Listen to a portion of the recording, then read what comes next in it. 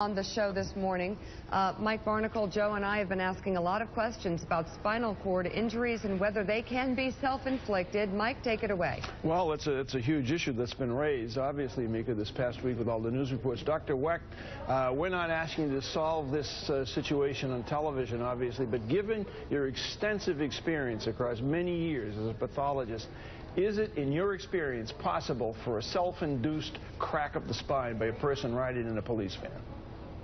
I do not believe so.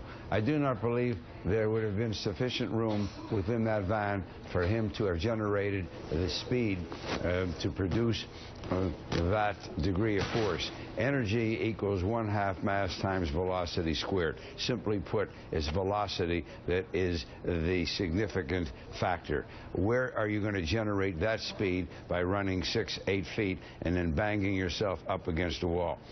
3 vertebral fractures, and we've yet to have them identified, whether they're cervical in the neck or thoracic below the neck, are not easily accomplished in a 25-year-old person with strong bones. This is not an 85-year-old woman with osteoporosis.